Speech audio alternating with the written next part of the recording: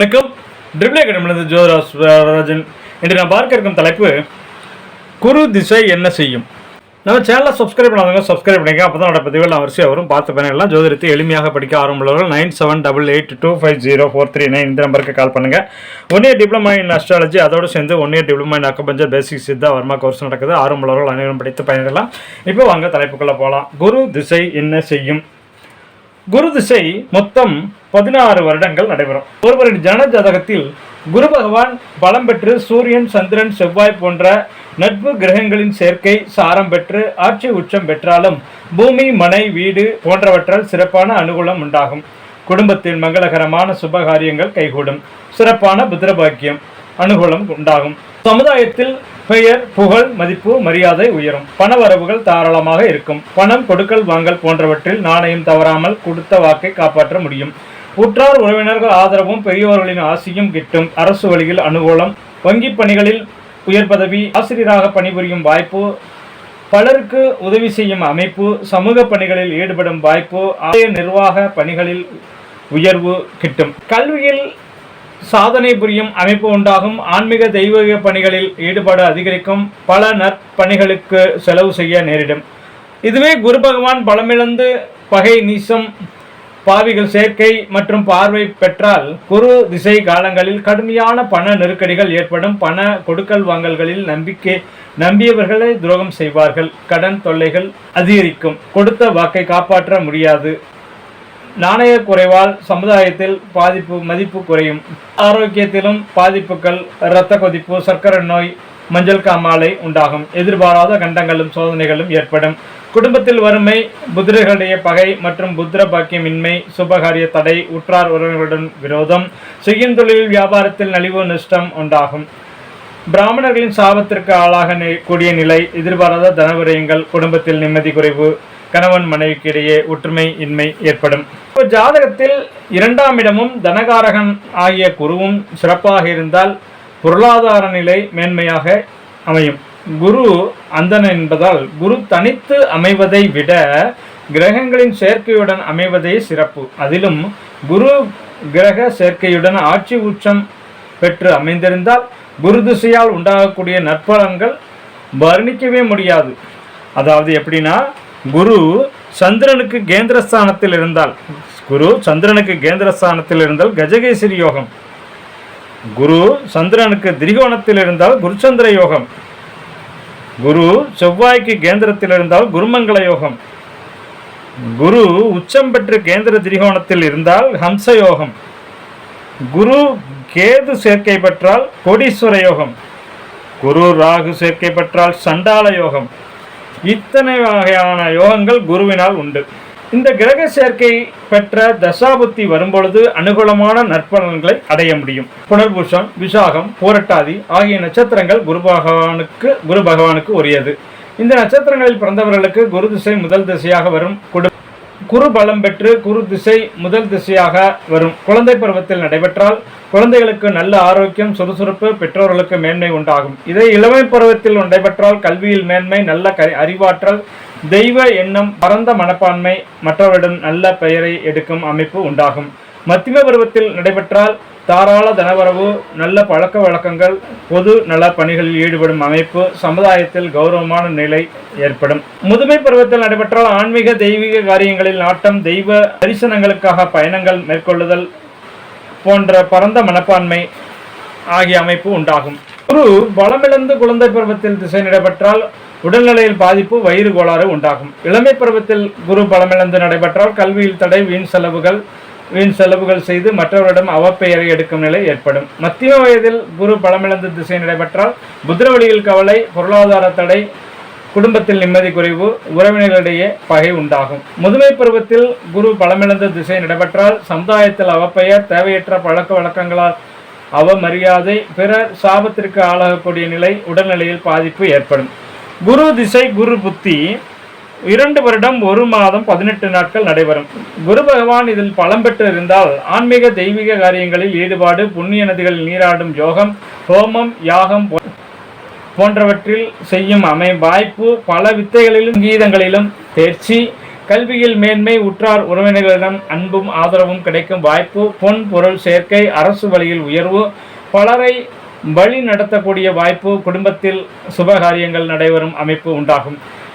குரு திசை குருபத்தியில் குரு பகவான் பலமிழந்து திசை நடைபெற்றால் பகைவரால் தொல்லை, பண நஷ்டம், தேவையற்ற வம்பு வழக்குகளில் சிக்கக்கூடிய நிலை, மனைவி பிள்ளைகளை விட்டு சந்நியாசம் செய்வது, நோயால் பாதிப்பு சிக்கக்கூடிய நிலை, மனைவி பிள்ளைகளை விட்டு சந்நியாசம் செய்வது, நோயால் பாதிப்பு போன்ற அனுகூலமற்ற பலன்கள் ஏற்படும்.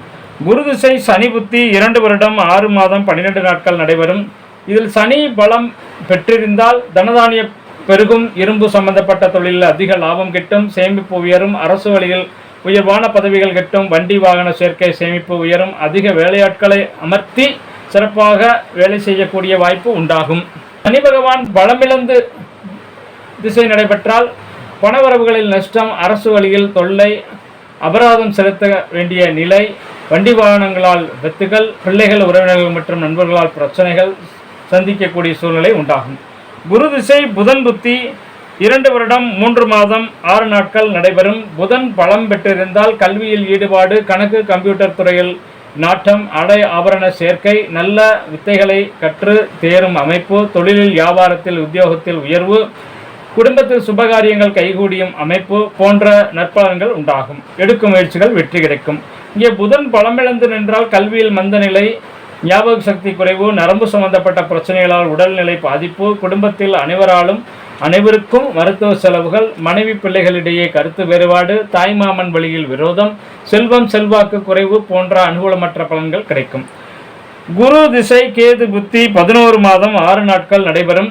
கேது பகவான் என்ற வீட்டு அதிபதி பலம் பெற்றால் நல்ல புகழ், பெயர், கௌரவம் உண்டாகும், தனதானிய லாபங்கள் கிட்டும், ஆடை ஆபரண சேர்க்கை, உறவினர்கள் உதவி, மந்திரங்கள், யாகம், ஹோமம் கற்பது, அதன் செய்வது போன்றவற்றில் ஈடுபாடு உண்டாகும். தெய்வ தரிசனம், தூரதேசங்களுக்கு பயணங்கள் மேற்கொள்ளும் வாய்ப்பு அமையும். எடுக்கும் காரியங்களில் நற்பலன் கிட்டும். கேது பகவான் என்ற வீட்டு அதிபதி பலமிழந்து நின்றால் பயம், கல்வியில் மந்தநிலை, வம்பு வழக்குகளில் தோல்வி, இல்லற வாழ்வில் ஈடுபாடு குறைவு, எடுக்கும் காரியங்களில் தடை, இடம் விட்டு இடம் போகக்கூடிய சூழ்நிலை, வாழ்வில் நிறைய அவமானங்கள் ஏற்படக்கூடிய நிலை ஏற்படும். எதிர்பாராத விபத்துகளில் இருக்கும் நிலை, கருச்சிதைவு, கணவன் மனைவிக்கு இடையே கருத்து வேறுபாடு போன்ற அனுகூலமற்ற பலன்கள் ஏற்படும். குரு திசை சுக்கிர புத்தி 2 வருடம் 8 மாதங்கள் நடைபெறும். சுக்கிரன் பலம் பெற்றிருந்தால் குடும்பத்தில் உயர்வும், சுபிட்சம், பூரிப்பு, சுபகாரியங்கள் கைகூடும் அமைப்பு, ஆடை ஆபரணம், வண்டி வாகனம் சேர்க்கை, சொகுசான வீடு, அலங்கார பொருட்கள் யாவும் அமையும். உத்தியோகம், தொழில், வியாபாரம் போன்றவற்றில் உயர்வு, அரசு வழியில் கௌரவங்கள் அமையும். உடல் நலமும் பாதுகாப்பாக. மர்மஸ்தானங்களில் நோய், பண விரயம், வறுமை, கணவன் மனைவியிடையே இல்வாழ்க்கை, ஒற்றுமை குறைவு, பெண்களால் அவமானம், பொன் பொருள் இழக்கும் நிலை ஏற்படும். குரு திசை சூரிய புத்தி 9 மாதம் 18 நாட்கள் நடைபெறும். சூரிய புத்தி 9 மாதம் 18 நாட்கள் நடைபெறும்.